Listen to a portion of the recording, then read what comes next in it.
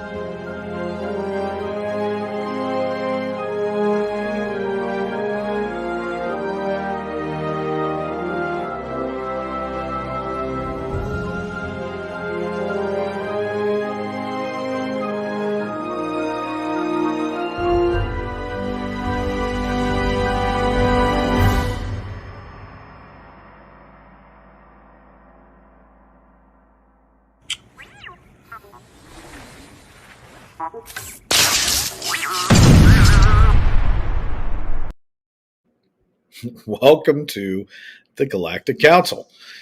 Episode 4 this week, everybody. We got a little redemption over week 3.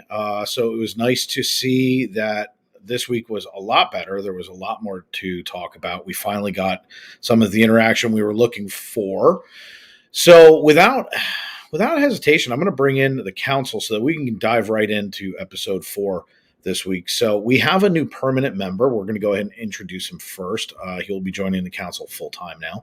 So without further ado, we have Larry.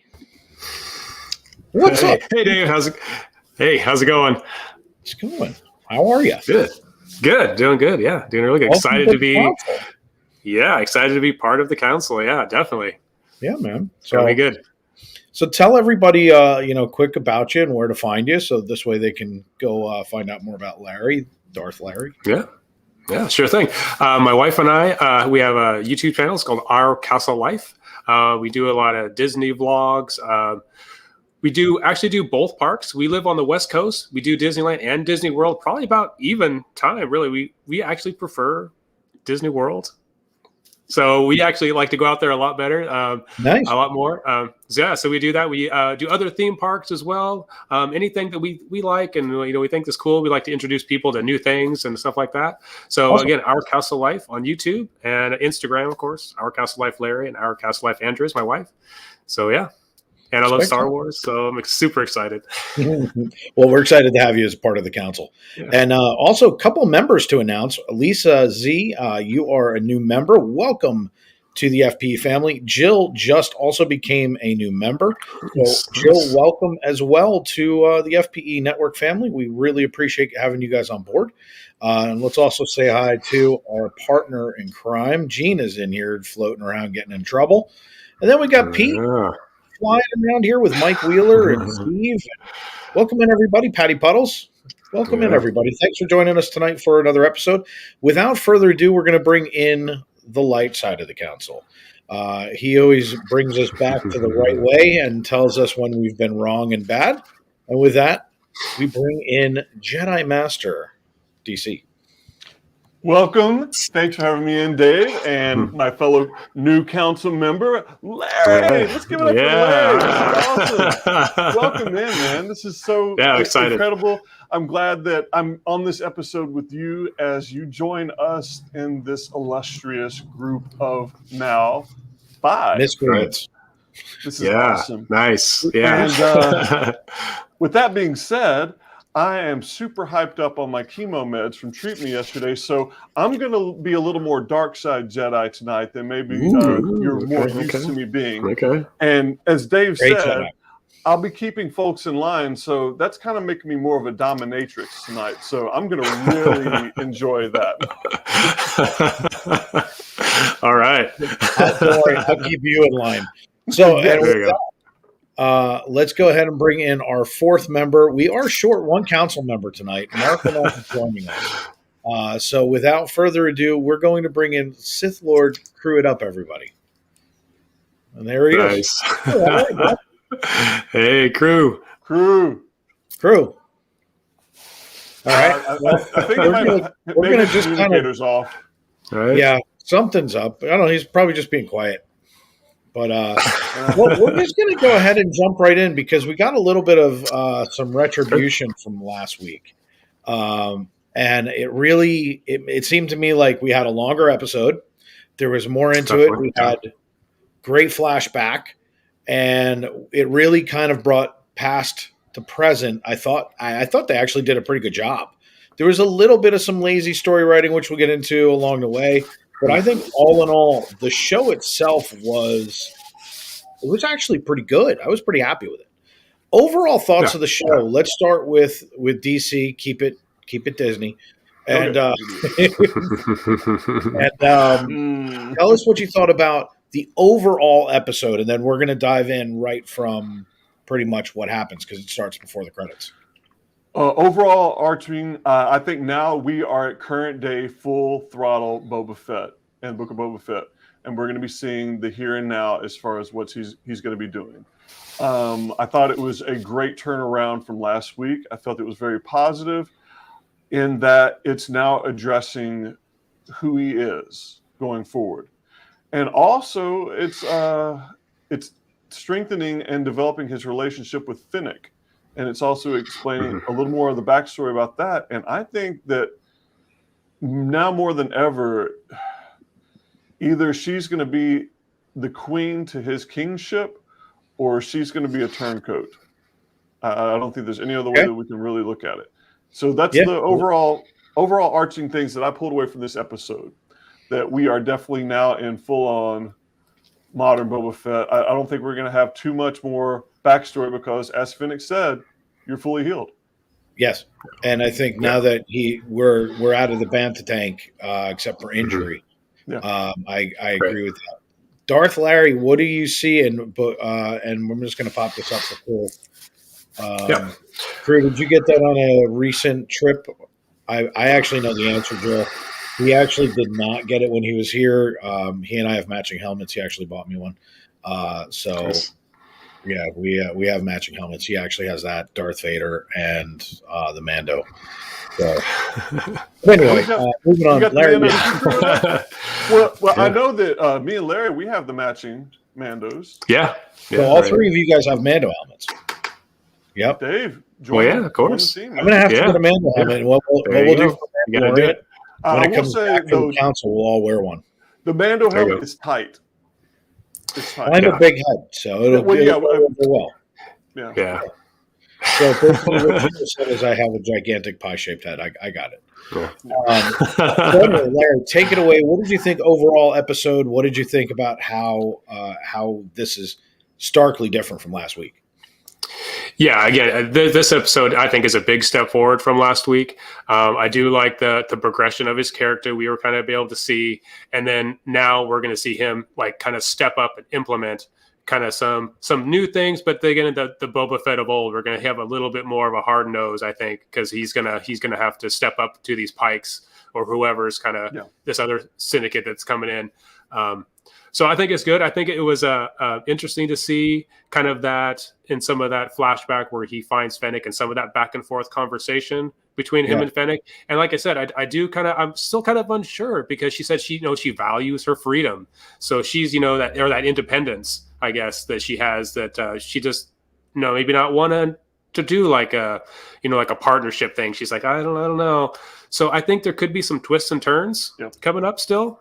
But like I said, overall, I think it was a big improvement from last week. I feel like we kind of moved. It wasn't just filler and kind of just moved us along in the timeline as a whole. I think it's definitely jumped up a bit. So, yeah, I think it was a great episode. I was excited. To your point, it goes back to what we were talking about last week when I said they were sitting at the table and you could clearly see Fennec in more control than I think that we were led to believe. Yeah. And I think that we kind of got that again this week. You get that, hey, you just saved me thing. So what? I may not, I don't know. Who knows? Let's see what happens. So, and we're going to get into that in just a minute. Let's go ahead. Yep. Crew, your overall thoughts of this week, and what'd you think compared to last week? Crew, can you hear us? Hey, Crew. Can you hear us, Crew? Crew. You there, buddy? He's not with us this week, everybody. Crew had a last minute. Let's go like this. Go. Crew had Larry will be playing the part of Crew right now. Hello. There I am. There I am. That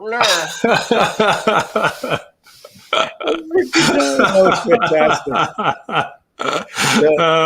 I can't wait to screenshot that. That was spectacular. That was perfect, Larry. Hey, was, right? This way you just take Valak and put Valak in. Can you do it again? Oh, right. So, hello, my name is Krewitup. Hey, how's it going? This is not. I am not a ventriloquist. I am not throwing my words. I thought this week's episode was great and better than last week. Thank you for joining us. Oh, good. Oh my gosh, that was good. That was fantastic. That was one of the best things I've ever seen. Just so you know, I will be cutting that out and putting it on YouTube. Oh yeah, definitely. That's good. We'll send that to a couple different channels and get that as a highlight. Oh yeah, that was spectacular. That was good. Anyway, here's Jill rooting you on. That's classic. Nice. Anyway, so Crew could not join us tonight, so we figured we'd have him here in spirit and have a little fun with it. Definitely, everyone knows Crew owns 900 helmets, so we'll be referring to Crew all night, just so you know. So, definitely, he's with us in spirit. Oh, yeah. Anyway, so getting kind of right into it, I'm going to go ahead and switch us over. Wrong thing, Dave. Let's do that.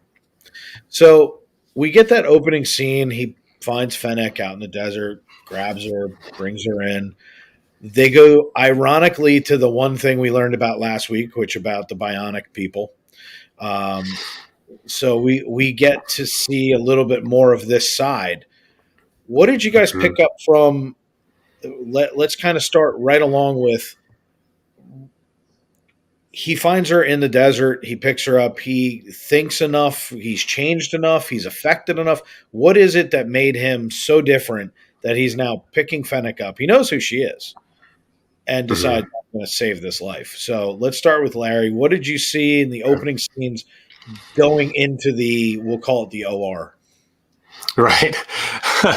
Okay, so for me, I think it was, again, a sign or a show of his change as a character where he feels like he's trying to turn his life around. He recognizes Fennec. He knows who she is, knows she's a bounty hunter.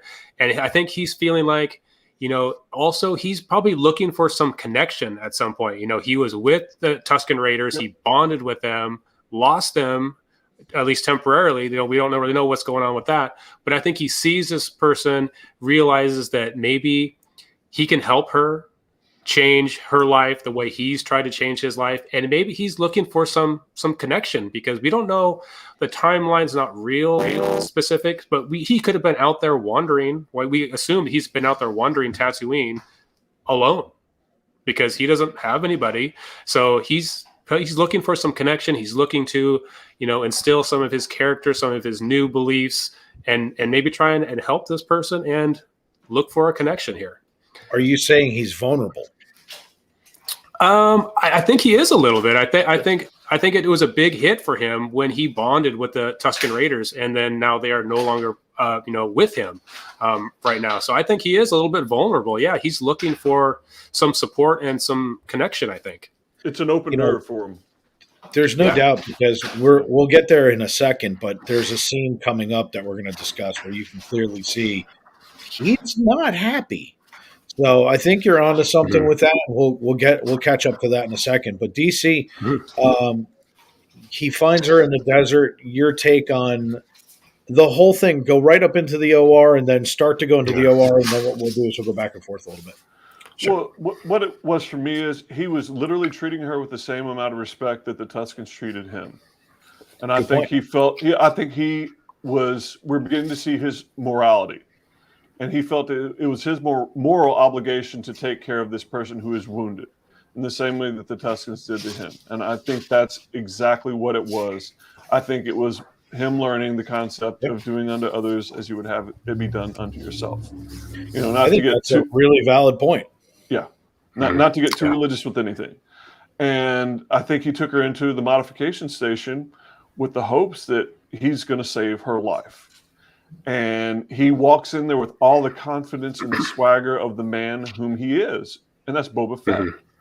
Yeah. You know, he's getting the looks from all these mods that, okay, you know, who is this guy? What is he doing here? And he, without question, without even explaining himself to those folks who were outside of what was going on, he made his way peacefully in, and essentially was addressed as, you know, what are you doing here? This is an appointment only thing. Aren't you a little old for this? You know, your parts are past due, so to speak. And he throws down his money, and money talks. Because as soon as he throws down that money, the operator, the doctor, whatever you want to call him, says, you should have said that from the giddy-up. Yeah. Right. Yeah. So, and that's kind of the point is that we now we're in the place where we're finding out she's mortally wounded. Oh, yeah. And he now has lived her life. Yeah. And there's like basically a blood debt that's got to be paid. So we're going to kind of move forward a little bit and say, first of all, how much stuff did they stick into her? Like, that was kind of cool that when you realize it's literally her entire midsection. Oh, yeah. Which is just amazing to me. And they kind of give you that first feel that this is going to be how the series also evolves. I think that you're going to find out that there's a lot more of these folks out there, and that to make that draw to the dark side also, because Luke gets it with the hand. Ultimately, Anakin becomes Darth Vader. So I think you're going to see some of that, you know, this is how the whole thing evolved. Sure. But what do you think? Not the best color man in the business for nothing, folks.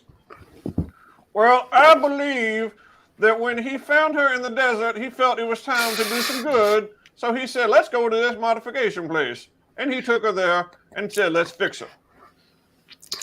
Crew, that's informative. That's he said, so, well, thank you, Crew. All right. I mean, he's accurate. He's not wrong. Yeah. He's not wrong. He's not even a little wrong. So we get out there. They're out in the desert. He pops open one of the little black rock things for her to drink. He's basically coaxing her back. She just realizes, hey, you know what? I owe you a blood debt. And oh, by the way, you turned me into half a cyborg. And he's just so matter of fact about it. Like, this is what I did. This is what I'm doing. And I think that I think he just knows based on the code, he's going to jump on board with what he's doing, help him go do what he's doing. It just seemed like you guys said that he was discovering his humanity. I'll throw a different aside at it. I think it was all business. I think it was a calculated move to say, if I do this and I save her, she's going to be on my side. Right. Then what I'll do is I'll offer her loyalty, which she's never had from anyone. I'm looking for that anyway, but as a business transaction, this is a smart business move. And I think that's a great way of building an ally, so that the way is you're aligning with somebody who owes you something anyway. And then if you wind up in the heat of the moment saving them, that's two they owe you. Yeah. Right. And that's a good point. I agree with that because he has to get his ship back, essentially. That's his next move. Yeah. And he knows that she's a master assassin, meaning that he knows that she knows how to get in and get out.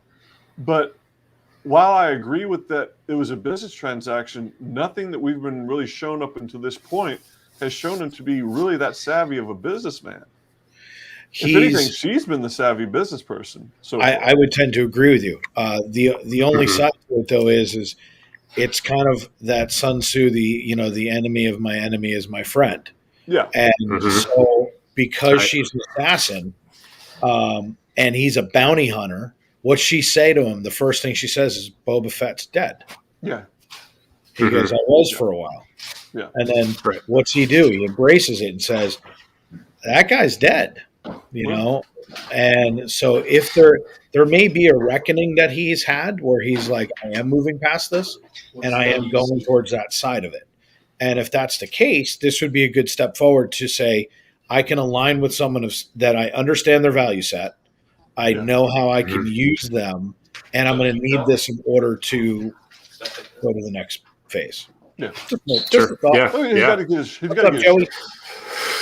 Yeah. So, and that's kind of the whole point is that I think there's a little bit of room for multiple interpretations. That's half the fun of doing what we do. Chat, what do you guys think? Is it a business transaction? Is it him discovering his quote unquote humanity? What is it about this transaction that makes it what it is? So give us a shout. Hey, Eric. Eric, how are you? All right. So we're going to move into the next thing, which basically is he's been scouting out the area. He's trying to figure out, can I raid this? What can I do? How do I do it?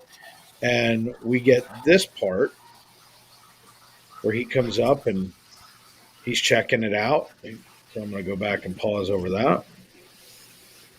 So he's overlooking the palace.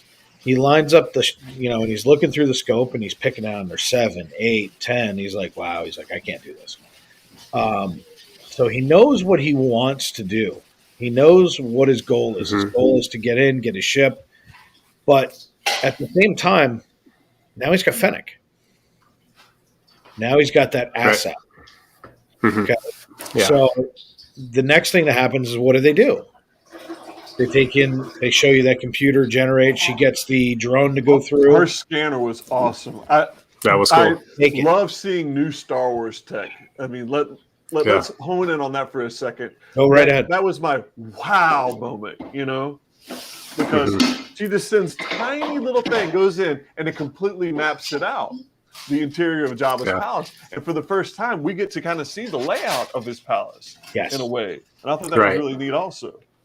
I got to be honest with you. I thought it was super cool because when you're looking at it from the outside, it doesn't look like that. No, not at all. No, it just looks like straight up.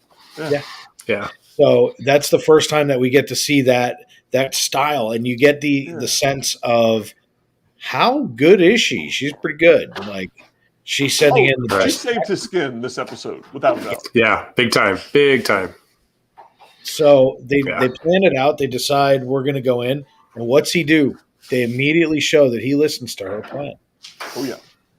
So Larry, they're planning it out. They say, let's go in this way. This is how we're doing it. He's now kind of, in essence, listening to her, which goes back to what I said last week. How much of it is him leading versus she's really allowing him to lead? Right. I mean, I think she's taking the lead on this because she also feels like she has a debt to repay. So she's kind of putting her neck out there a little bit, I think, more than maybe she typically would, just because, she says, I owe you that, that blood debt. But yeah, I mean, they go in, she plans it out, she sends the drone in, she gets all the information, she gets it set, gets it figured out. And when they do go in and when it starts really getting tense, like something's happened, she's like, you go, I got this. Yeah. And then she says, get your ship. Let's get what you were wanted to get while we're here, and I will take care of everything else. So I think again, she's really trying to repay that debt to, because she's probably not used to owing, someone a debt like that, Sure. So I think it's probably something that's heavily on her mind that she needs to repay this so she can, have her.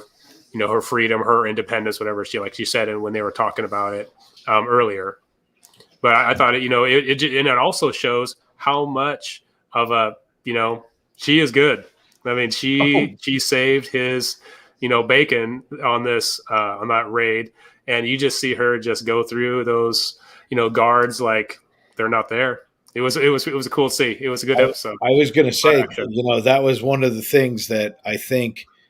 You really get that sense how fast she's on target, how fast she went transition between I can't shoot the hand-to-hand back to weapon. I mean, she was fantastic. And meanwhile, he's dragging his ship down the concrete, just destroying it. You know. Yeah.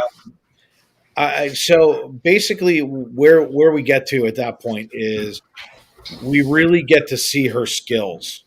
Yeah, we all would agree she was top notch. I mean, well, as he calls her, a master assassin. Yes, he says, "I believe you're a master assassin, Fennec Shand." You know, when he's first talking to her after he's brought her back from the mod shop, he addresses her as such. And that's the thing is even with the decision making ability, shoot the counterweight, get the door open. That's what we got to do. We got to get out of here. Yeah. And so you have that total assassin package. Oh, yeah. They get out. What immediately does he do? Goodbye, speederbike gang. Yeah. Right. You know, we get to this part of the scene where they're taking off. And where does he go? Yep. I've got a present for you.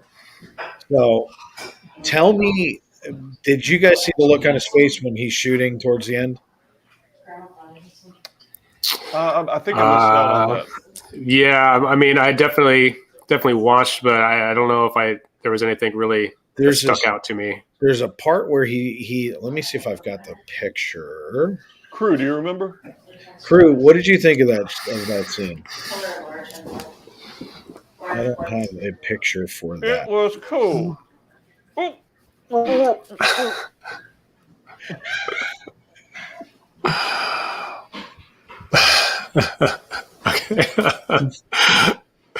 So basically, there's a scene where all of a sudden they cut from where they go through this, and he starts blasting. And what happens is they cut into an interior cockpit shot, and they show him, and they show his face, and basically it's right at that scene right there, and he grits his face and his teeth, and he lets in, and that's right when he decides he's going to shoot the first speeder bike guy. So obviously the leader of the gang. And what's he use? A missile. He could have continued to shoot with lasers, but he used a missile. Yeah, he was definitely sending a point with that last kill. That's if this was a mafia hit, that's the not so nice word round where they, hey, I just wanted to prove the point, remind you I'm Boba Fett. And we finally get to see that the bounty hunter come out. Right. It's finally the more ruthless Boba. Yeah. Boba's here. And true. It kind of gives me a lot of hope that we're going to see more of that style Boba coming back because it's there. We finally got to see it. And I think part of that was to let Fennec know, yes, I am Boba Fett. I would tend to agree with that. Yeah. I think that was his not so subtle way of establishing that with her. That no, I'm not just some rando bounty hunter who knows how to fly this ship. There's something else about me that is not to be messed with. Right. Yeah, there's no doubt. And then so what does he do to one-up factor? He goes, takes his ship, gets over the sarlacc, and goes into it face first. Yeah. Like which Fennec was not about at all. You talk about just either a bonehead move or fearless. But, I mean, here you have him coming in, and he's like, I'm going to come in low and slow. And I figured he was going to hover or have a scan or something.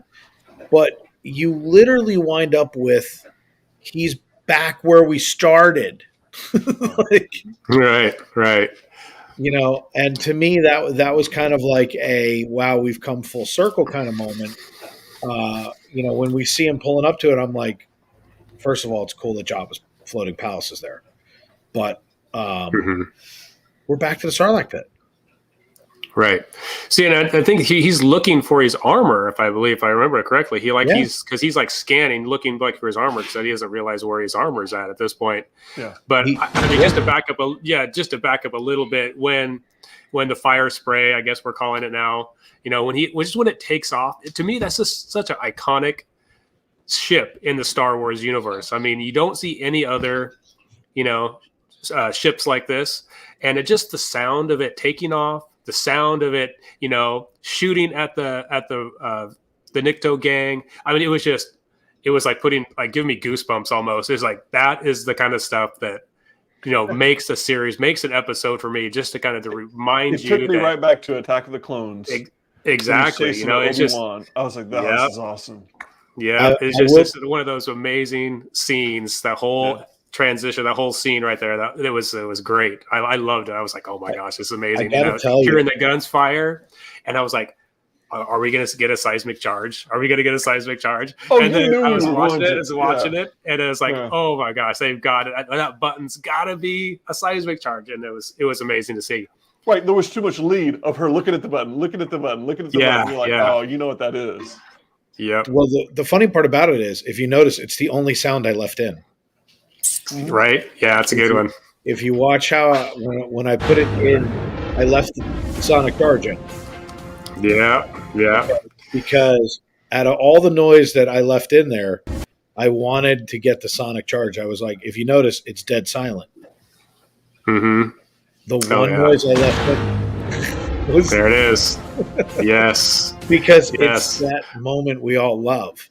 And that's exactly the point is, it's about those noises, those things that bring us back. So that's a good point. Definitely. Shell, you can come on, you can walk. Shell's trying to stay off screen because she just got out of a work meeting. You can walk by, Shell. It's okay. Nobody will be mad. You look great anyway. You can join the stream. Come on over. She's a Star Wars guru. Now I've embarrassed her. Shelly, we're not going to see her for 2 weeks now. She saw her shadow. Right. Shelly, we love you. But Crew, give us your take on what happened this week.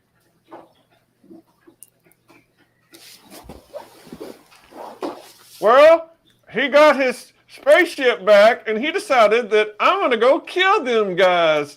And what did Fennec say? I'm going to go kill with you. And then he said, I'm going to go get my armor back. So they went to the sarlacc pit. And but there was no... was no armor to be found. What now? Said Boba Fett. What now? Crew, as always, it's a very astute way of looking at things. We'll get back to you on that one. Okay. But, so we go through the next scene after Sarlacc is what does he do? He literally, after we have the sonic charge, he lands right next to it. They camp out for the night.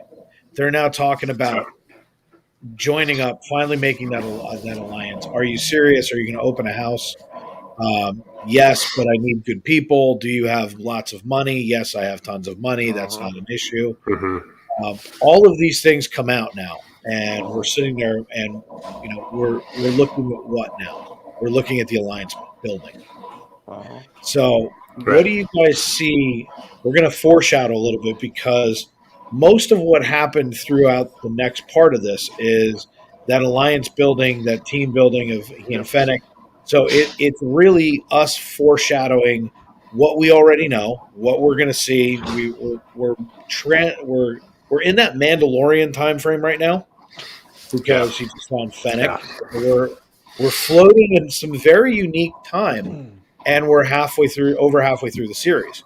So because Crew, he obviously can't object today about foreshadowing. This episode is about foreshadowing what's coming next.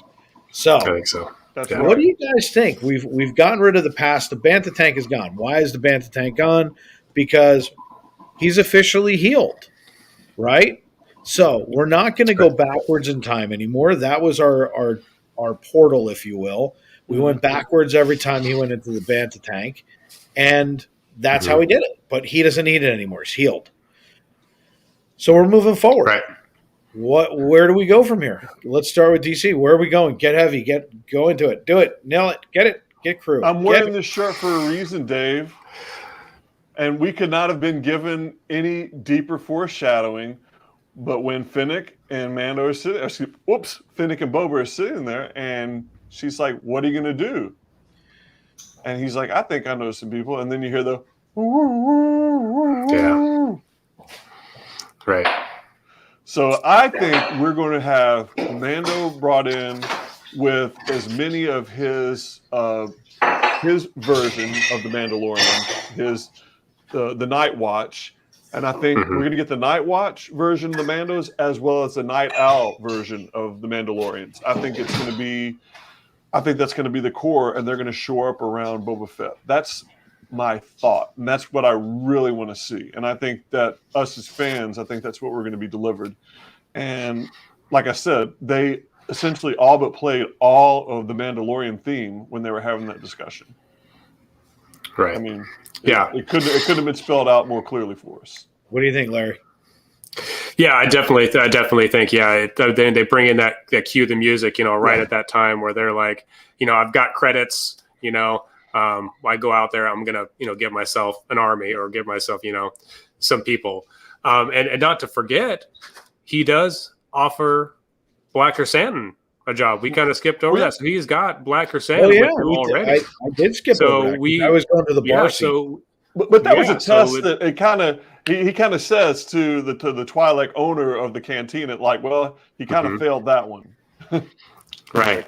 Yeah, and I mean and that scene was a great scene because we knew the Black Chrysanthemum wasn't gone, because Boba let him go when the Hutt said, keep him, do whatever you want with him, do whatever you want. And it was like, I think you made your point. Yeah. That's a great scene also.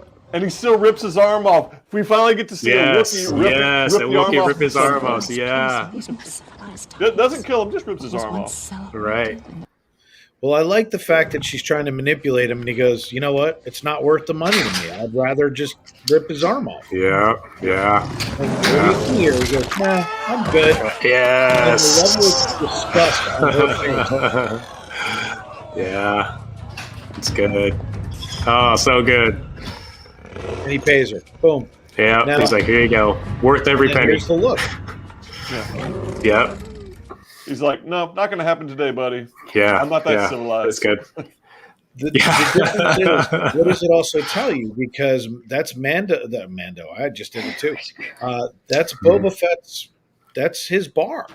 That's the one he's supposed to protect. Right. Yeah. Right. So he just stood there, helmet in hand. He didn't do anything. He let it happen. He just stood there and watched. And what happens? Not mic drop, coin drop. There you go. There's my tab paid. I don't want your money. Exactly. Right. So Larry, good catch, good point. He does. He teams up with Black Chrysanthemum, and now he's got Fennec. Right. This is looking pretty cool. Yeah, these are professional, bounty hunters, assassins. I mean, it showed that the Nikto riders, I mean, they weren't really up for the challenge. Obviously, Boba Fett comes streaming in, in his fire spray and takes them out basically in one pass, and they're done, And so now he's got, Black Chrysanthemum. He's obviously got Fennec still, and then he's going out and getting more of these professional, bounty hunters. So he's just ready to go at it. But and can we pause on that for a moment, right? Bib Fortuna had that type of firepower at his disposal for 4.5 years and didn't utilize it, apparently. Because Boba says, hey, this thing is rusty, clear this, it hadn't been flown. So why was it just sitting there in the hangar not being utilized when we saw what it did to, one of the folks who are part of the power struggle on Tatooine, when Bib Fortuna could have just sent one of his pilots around on the gun spray every now and then and just cleaned up mass and showed on house. Right. No doubt. Yeah, I think it was that's a very great point, but I think it shows how weak Bib Fortuna was because he had all these really weak alliances with all these different people, just hoping to keep the peace just enough to where, he was keeping everybody happy. So again, I think that definitely shows that his weakness as a, another place leader. where it shows that is when he holds council, because we skipped over a council too. When they're sitting at the table, what happens? Right. They stand up and just the mere mention of, well, why don't we kill you? The Rancor goes, no, that's daddy. Okay, Right. you don't threaten that, because watch what he's going to do. He's going to feed me now. So, as a stark contrast to what you were saying, here's a guy who's sitting on the literal center crack. If it were to open, the first person that falls The gate into to hell. okay, Yeah. he would be the first one in. First of all, he's not worried about it because that's his rancor. Right. I think that meeting was very telling. So let's talk about that for a second, because it kind of ties in with what you're talking about. That power struggle, how am I seen? Last episode, it was the people see you as being weak. Now I have a rancor. Now I have my ship back. I've got Fennec. I've got Darth Wookiee. I can't. Right. Aren't you going to yell at me for saying Darth Wookiee? So There will be no yelling. Not tonight. So we have all of these power components coming into play now. Yeah. What I see is a chess player moving chess pieces on board. Definitely. And he is now surprising coming from him for the first and time. he's getting ready. Yeah. So yeah. Oh, that's what Marc is doing. Oh, Marc. Marc's in the chat right now. He said, there you go. Miss y'all, but about to watch Wolverine on Broadway. We hope you have fun. Oh yeah, that'd be cool. Yeah. At least your gallbladder. Hey, Marc. Gallbladder's in good shape. So, yeah. I think that was a good scene where he's holding council there, and it shows that the three powers that control the areas. Yeah. And how he basically says, "Hey, join me, and we'll work something out. If we can join forces, but." If we're not going to join forces, just make me. Don't get in my way. You're not going to join in. You're not going to join in. You'll wait and see. Which I think either way, he probably doesn't really trust them. But if he can get him on his side, I think for at least the short term to kind of, figure out what's going on here with the Pike Syndicate or whoever else this other organization or Crimson Dawn, whoever it is is coming in here. I think if he can get him on his side for the short term, he can maybe accomplish some things and then and then move forward. Yeah. So it's kind of like what he says outside when she goes, "Do you trust him?" And he goes, "I trust them to do the right thing by themselves." Right, exactly. And so he figures if he can stay in front of what their agenda would be, and this is where I'm saying I'm watching somebody who's, in my opinion, he was a bounty hunter, but I think he was very calculating, very smart. We know that from when he was being cloned, they took the best of the best of the best, if you would. Oh, yeah. And so I know he's a very smart guy, and you're starting to finally see that, in my opinion. So I think that's a really good point. It was definitely chess playing on his part, because we saw he had an answer for every objection that they had and was able to give them a direction, if you will, as far as what would happen. Right. Well, and I think that's it. Is we're starting to finally, we were flashing back the entire beginning episodes. Now we're looking at what are we at right now? How are we going to move it forward? What's going to be that thing that's going to be the driving catalyst? And I got to be honest with you, I think the show opens up like Mando did, where now all of a sudden we're going to start seeing more of that interpersonal battle that he has with everybody around him. And I think you have to, because what did we not advance the story of this week? The mayor. What's going on with the Pikes? So when last we left, what did we have? We had the Biff into the manure skid with the mayor's associate, but we never saw the mayor last week. Right. Is the mayor... Well, I think there's still this other organization, whoever else is kind of the power player in this situation. We're not really sure. So we think it's the Pikes, but I think, like I said, there's somebody else, controlling them or helping them out. So I mean, there's that part of it, and and who really knows where when we'll actually get to see that. But I think this is the part of him, building up his army to take that next step, and then there'll be the reveal of who is this other player in this part. Yeah, I think there's. I think we're leading up to that, to Kira in Crimson Dawn. I think that's what this is all pointing to. I think she is going to be the Luke Skywalker of this season. Oh yeah, sure. So, what are we looking at for next week? Like, what do we think we're seeing? Because we now have 3 storylines that we're completely running at the same time. 2 of them were not touched today.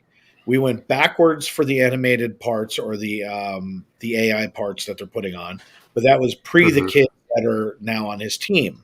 So again, that's another part of the team we're not even talking about. Is he's got his Vespa gang, he's got Wookiee, he's got Fennec, he's building a nice little, we'll call it, team that nobody's paying attention to. He's doing it very quietly. He's making relationships and allies by saying, hey, just stay out of my way, or to the Hutts, yes, I'll just appease you. Everything he's doing, in my opinion, now looking back at the other 3.5 episodes, I think it's actually been masterfully done. I think he's really, really good at being a tactician. And I think what we're going to see moving forward is more heavy-handed. I think so too. He's got a little bit Michael Corleone mode now. Yeah, I think definitely he's going into Michael Corleone mode. See, I happen to agree, and for most of you who have no idea what that reference is, we're about to get a little bit more violent on the show, where there's some more conflict, if you will. And basically, I think that's what we're going to start seeing. The question is how is everybody utilized? Like, where do you see with what we saw today? Where does the Vespa gang kick in?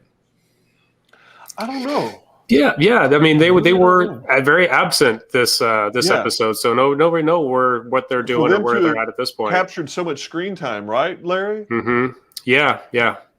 I'm not sure. But interesting to see where they pop in. Yeah. So no mayor, no kids. We went with a sideways story. So what's a cold open for next week? Okay. We have the mayor laying in bed, right? And the camera pulls and pans over the bed, and we have a bantha head sitting at the foot of his bed. Oh my gosh! How about a stormtrooper helmet? Or have his major daimyo, have the head of the major daimyo at the head of the bed of the mayor. Oh my gosh! I wish I had last week's footage where it had the spikes with the helmets on it. That would be pretty fun. With the story. Yeah, right. Yeah. I think I wouldn't put it past them to do something like that, to pay true homage to The Godfather. It would actually be really funny to do. Oh, it would be great. Yeah. And it would also set the tone for dread for the mayor, that like, oh boy, I just got your number 2, killed him, and delivered his head to your home. Yeah, which would be funny. And that's the thing is we haven't seen one whole storyline has just been shut down. We just got rid of the past. Yeah. It's interesting that they pick up on the present with what's going on. They went behind it and showed us a memory and then brought us forward again. It was I thought it was actually really well done. So the part that I had the problem with, and I don't know if you guys picked up on this or if I'm just being really picky. Last week we get introduced to the Vespa gang with the parts and all the stuff. And immediately the next week, that's what saves Fennec's life. Yeah. Is that lazy writing, convenience, or am I really being just too cynical? Because like they literally just introduced this, and then it's literally what saves her. I thought it was back-explaining as to why he essentially ignored the watermonger, the water broker. When he saw that they were modders, he's like, oh, these modders, saved the life of my number 2. So this watermonger, whatever, I'm going to give him his 50 credits and tell him to run on his way. You actually have a good point to that, because had we have known that Fennec was in that position, he didn't act like somebody, they knew what the storyline was going to be. We didn't. Right. You would expect that he might have actually been a little bit more. First of all, he seemed surprised when they were talking about these, when they were talking about the kids with the pieces. At first, when he, that's actually a really good point going back to last week. He's like, like, oh, the bionic parts, like he didn't have a full awareness of it, yet he clearly does. That's a good point. Yeah. Mhm. I didn't pick up on. Yeah, I mean, to me, it definitely does tie it in a little bit more with the modders, or whatever you want to call them. But it seems like, to me, it's still a tough sell, just the aesthetic of it. Even like when he's walking in and you see kind of like the way with the guy had like the eyes, they're kind of big, and just doesn't really fit the aesthetic of Star Wars that I like am familiar with, at least. Right. So it's still kind of a tough sell. And I get it, and they're kind of introducing this other layer of Star Wars that maybe we haven't seen it before, and I'm kind of interested to see where it goes. But at this point, I'm pretty skeptical about just in general, as far as how far are they going to take this. Yeah, it's like, I think it's more wall dressing and universe building than anything. I don't think it's going to add that much to the plot. Yeah. Okay. I think it's there because Star Wars is heavily built on world building, and that's what makes it so rich and enjoyable. That you get these little side stories, and you get introduced to these odd one-off characters. Yeah. So perhaps that's their whole function in this story. I don't know. So do we have the Vespa gang basically being his in-town syndicate, more or less, where they report back information, and maybe that's what their role is because what's the first thing he does? He sends them out. They're still using the video phones. Maybe they're not muscle. They're recon. No, they're eyes and ears, and they clearly showed against Darth Wookiee that they were nothing. Oh no. But yet they were able to report back to him what was going on with the Pike ship. Yes. So maybe that's their role in this. So moving forward, we're looking at the kids kind of being a part of that network. We're seeing alliances being formed. What do you think? Where do you think we pick up next week? Do you think we bring the mayor back in? Do you think we go down? Because we're not going backwards anymore. So where do we move forward in the story? I really think that it's going to be something similar to that. As much as I joke about that, there's going to be a very clear message that is going to be sent to the mayor, one way or the other. And the mayor is going to be pulled into this, and he's going to have to make a decision one way or the other about what he's going to do when it comes to these off-worlders trying to flex their control on Mos Espa. I think that we're just being pulled closer and closer to the big conflict because we only have 3 episodes left. So I think you're right. With the mayor not being present in this past episode, that he's going to be a heavy character, pardon the term, in this next episode. I agree with that. Yeah, I mean, there's definitely going to have to kind of pick up the pace a little bit. I mean, obviously there's going to be like a cliffhanger, towards the end of this season, to get you to come to the next one. But they're definitely going to have to ramp up. And, again, they're going to move forward, but we still have to flash back because we still haven't seen him find his armor yet. We haven't seen him get his armor back. That's a good point. So again, we still have to. I don't think it's necessary. We got to see that on Mandalorian. Maybe, but I still think I feel like they should still tie it in somehow. I mean, because we have seen it on the Mandalorian, but I mean, I think in this own show, I think that needs to be. I think even if I feel like they definitely have to show how, or at least something. Maybe they'll allude to it when they bring Mando in. I think they'll talk. I was going to say maybe when they bring Mando into the series. I think that's how they'll address it. Or it's a maybe Mando will say something like, your Beskar is looking great. Your Beskar is, it'd be some kind of like humorous conversation between the two. That is true. I mean, they have to do something. But I like it because we even don't like when he gets it back.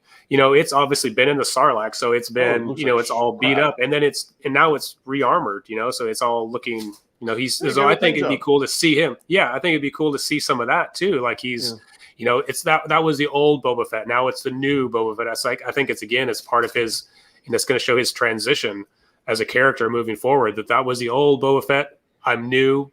It's me. I've got my fresh armor, and it's the new Boba Fett moving forward. I think it's kind of a cool scene. I'd actually like to see that. So I hope you're right because that would be cool. Like No doubt that would be cool. And what's really funny to mention about the new armor is even on the helmet, he still has the big ding right there. And Oh, it's There's yeah. like, no way to hammer that out. Yeah, you can't get rid of that. no, That's it's just, Death Star. you got to love it though. There he is, Cat. Valak. He wants this. Oh, Valak. Let's see. I was wondering if we got. Hold on, I'm reading chat. I was wondering if we could see how. There we go. He's playing. So Jill says, I was wondering if we could see how we got the scene where he realized his armor was still missing and where he meets Mando. And that's kind of what we're getting at right now is, wouldn't it be great to get that one little filler scene? It would be kind of cool. Well, we saw it in Mando. It's already been shown. Yeah. Because he says to Mando, "Where did you get that? That's mine. Give me my suit." That's my super suit. So, there's no doubt. Hold on. That we definitely saw it. Maybe it's just said, where maybe. Even if, Fennec goes, it's like that day we got your armor back and they just keep going. Or something along those lines. But the other side of it is you're 1,000% right when you said the Mandalorian music is playing in the background. Oh, yeah. Oh, yeah. Yeah. There has to be something that has to do with that in some capacity. It was just too obvious. So I don't know. And Mando's two crews too. Yeah. Because right now, remember, Mando owns the Darksaber. Yeah. Which in effect makes him the leader of the Mandalorians. Right. Full stop. Yeah. And he has the third season coming out, so he's in control. Yeah. Yeah. Yeah. I mean, basically, let's see. How do we figure? So we've got Jill saying. By the way, Jill may have to come on the panel because Jill is the one who engages us absolutely the most. So we may have to bring Jill on as a guest. But how do you figure out how to get where Mando is to ask that question? So that's a good question. How does he find Mando? How does he? He's got a two-way pitch. Hey man, where are you at with my armor? That's actually a good question because if you remember, all of a sudden Mando's in the middle of a battle, and who comes along? Boba Fett and Fennec, or Boba Fett, not Fennec, because he's coming. At that point, because Boba Fett's tracking down his armor. Is he also? If you recall, that's what he's doing. He's got a tracking system on his armor. Interesting. Okay, I'll buy that. Yeah, so that's what because that's what he was scanning for in the Sarlacc, right? Yep. Yeah. See, I thought he was actually looking for it. Like he was looking for a signature off of the way that, like if you would almost like bat sonar, where he's looking for a specific frequency or a specific, something. I think that was the first thing that he was doing. Yeah. It just felt like a metal detector. Right. So I don't know. I mean, hey, look. At the end of the day, it'll be really cool to see what we get next week. If we can get to that mayoral part of this, and we get the kids back and do some of that stuff, that would be fun. Oh, give me the Major Daimyo's head on his bed. That would just... I would love nothing. That would be one of the greatest things that I would have seen in modern Star Wars. Yeah, I mean, look, I can tell you right now, if you wind up being right where we wind up with a Godfather moment of something, like in that capacity, I'm going to tell you right now, this is going to become my favorite series. Oh, yeah. All they need is to reference Tony Soprano one time, and we'd be good. Maybe that's on book 2. Yeah, book two would be more Goodfellas references. If they start saying Bada Bing, references. Like, hey, we're going to go down to Bada Bing, or one of those, or who knows. But Drew, any closing thoughts on this week? Man, let me tell you something. I thought it was amazing, and I'm looking forward to being with y'all next week as we watch and talk about episode 5 of the book of Boba Fett. I want to thank y'all so much for having me on tonight in my headless state. And I want to thank all those who have supported me, whether it would be Larry, Davey, or DC. Team Krewitup. And I'm out. Crew, thanks for coming in, brother. We'll see you next week. All right, y'all. I don't even know what to do. Eloquent is just. Can you imagine like when he gets off tonight and he goes and he watches the show? I mean, I know it's going to be good. It's going to be great. It's going to be great. How many times he's going to text me before he calls me? I think all three of us are going to get cease and desist letters. Yeah, we're all in a group text, so because I'm going to add Larry after the show to it, so that this way you too can be in on what's coming. So it'll be a lot of fun. But nonetheless, we appreciate Crew's sense of humor and the fact that we were able to put him in as a head tonight. That was a lot of fun. Yeah, it was the best arguing he's done since he's been here.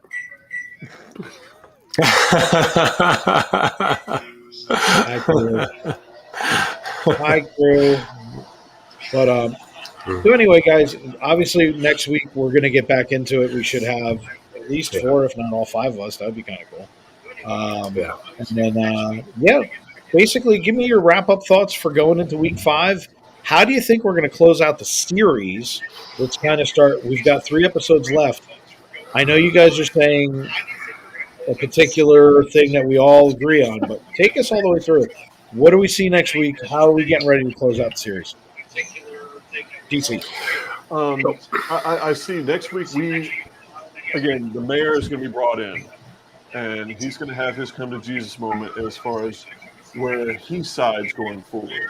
And whether that sets up a double cross in the end, who knows? But we are definitely going to have to see which way the mayor teeters, because he's kind of the deciding factor of the power struggle that's Culling and Mos Espa.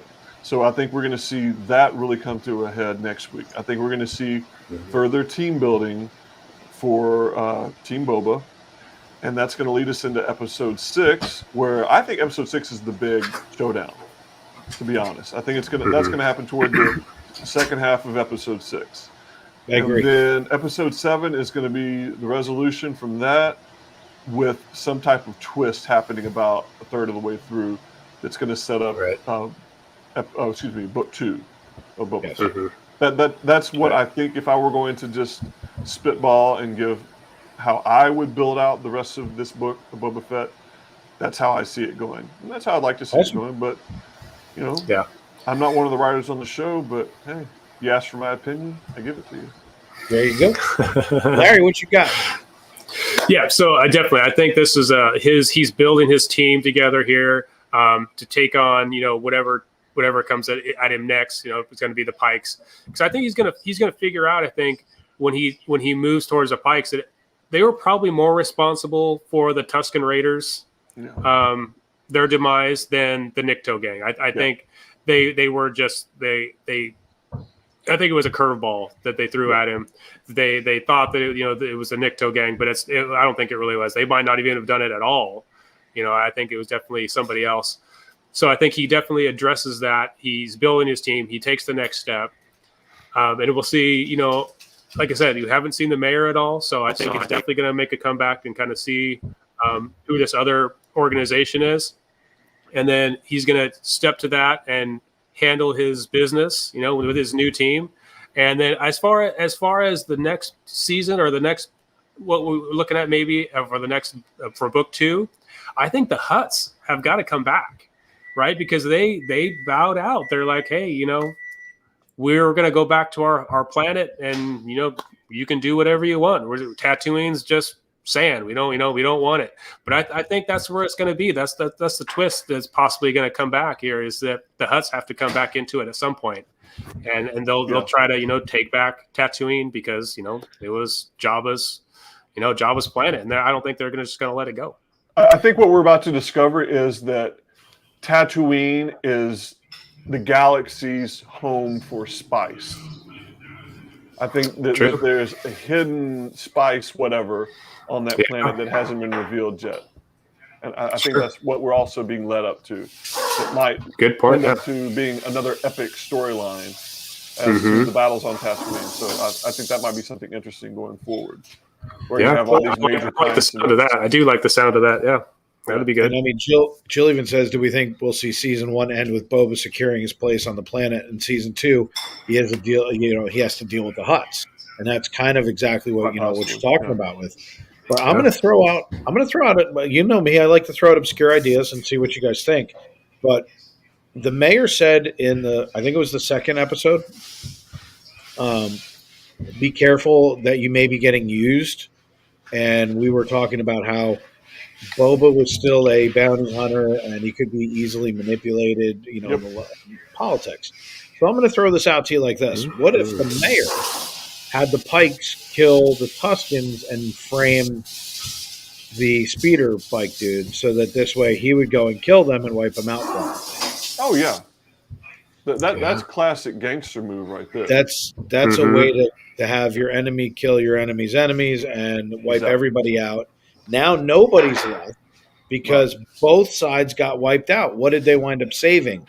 As the Pike no longer have to pay protection. Right. Both sides are gone. Just saying. Right. Yeah. And it's like the HUD said, war is bad for business. So now you have nobody fighting. In it. You have nobody fighting with it because the Tuskens are gone. Yeah. The Raiders are gone. The only person that's left is a Daimo, and he's Boba.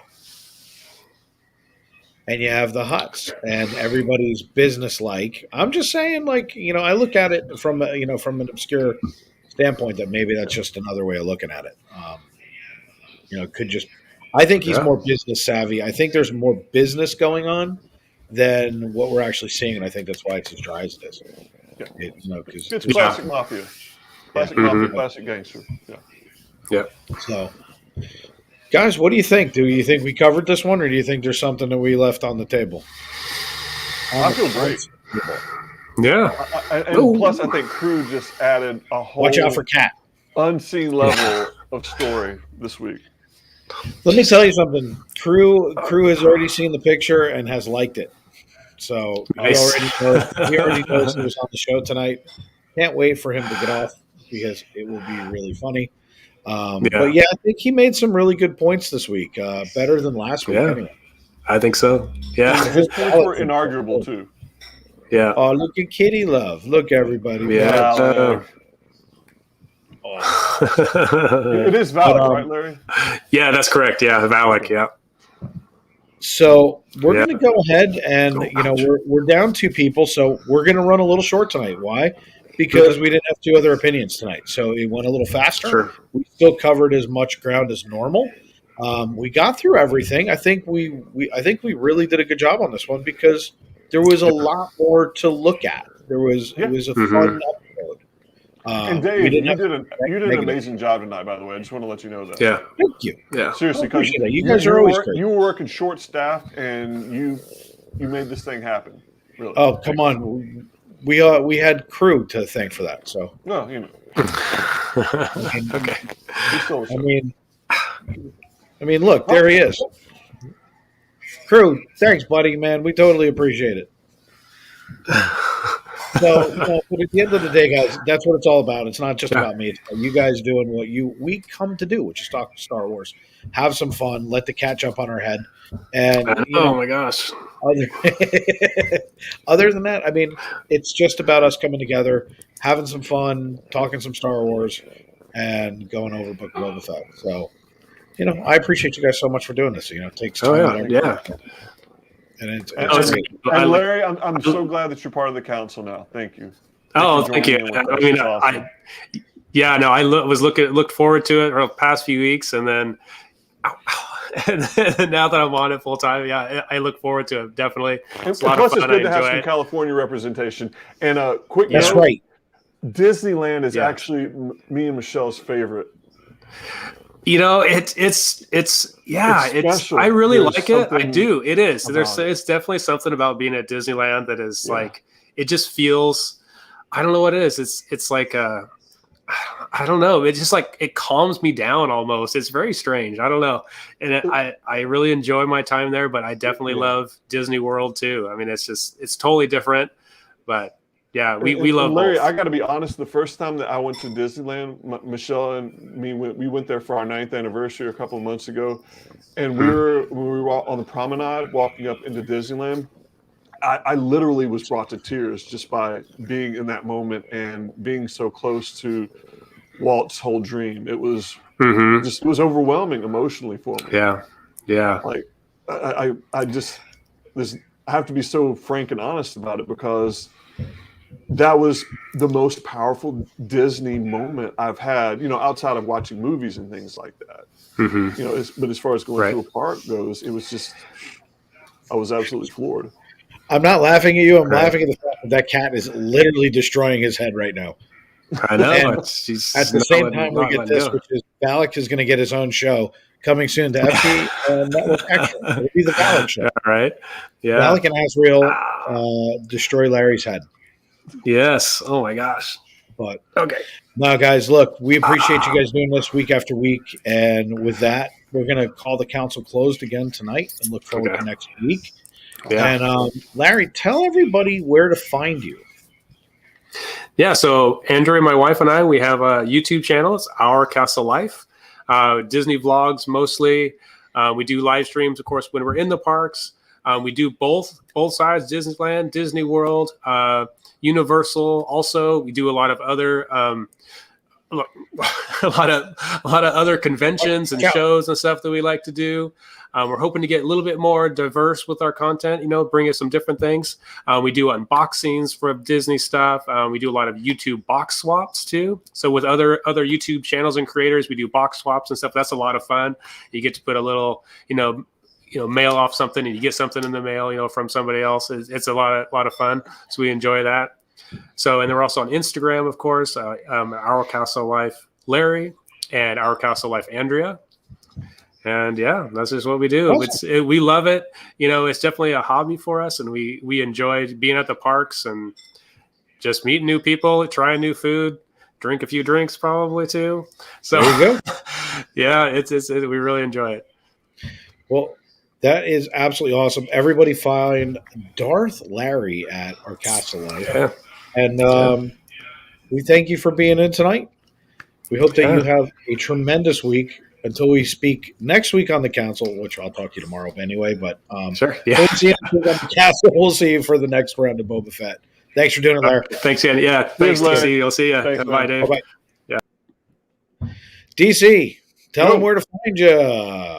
You can find me and my wife, Michelle, on our YouTube channel, DC and Michelle Do, where we do lots of things Star Wars related, some things Disney related, and all things DC and Michelle Do related. We have a Star Wars Lego show called Blocking and Talking, where you guessed it, we build Star Wars Lego. We do that once a week. And then alternating weeks, we have a show called R2 Cooks One Kitchen, where you guessed it, it's a Star Wars related cooking show. And there's a theme here if you haven't already picked it out. And then we also have another show that alternates on the other weeks.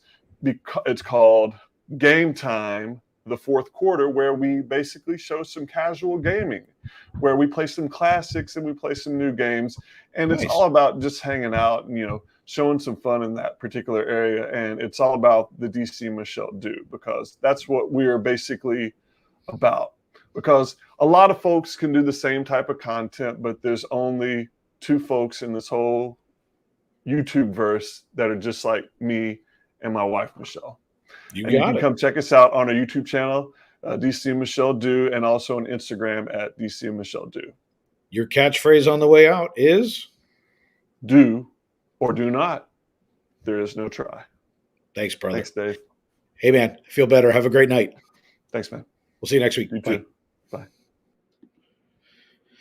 So, everybody, we are wrapping up another council meeting. So, if you guys want to check out great content creators, always check out our partner channel, Pete McDivitt. He is a great, great Disney content creator. Great new programming every single day. He also covers sports. So if you are a Disney person and a sports fanatic, get over to Pete's channel. Check it out. Coming up next, right here on Florida Park Explorers Network, FPEN, we have our next show, which is the Disney Underground. We're going to have adventures with VP. If you have not seen VP, you are going to laugh and laugh and laugh and laugh. VP is awesome. We have special guest host tonight, which I'm not going to tell you who it is. You've got Gene that's going to be there. You have everybody coming in. Also, just so you guys know, for those of you who stuck around, Popcorn Bucket. You can enter to win. Go over to our Instagram, check out for the Popcorn Bucket, and make sure that you subscribe and do everything you're supposed to do there as well. We have a new show coming out tomorrow. That is Clash of the Magic. It's on at 9 o'clock tomorrow night. Make sure that you tune in for that as well. And with that, we hope that you guys have a tremendous night, and we will see you next week on the Galactic Council. Until then, take care.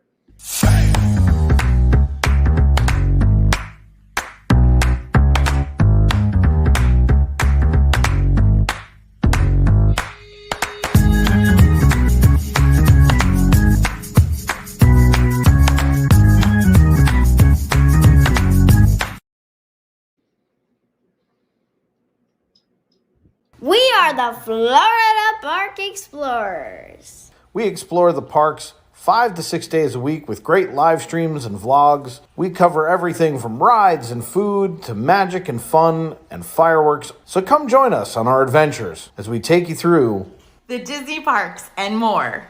And check out our all-new channel, the FPE Network. And thanks for watching.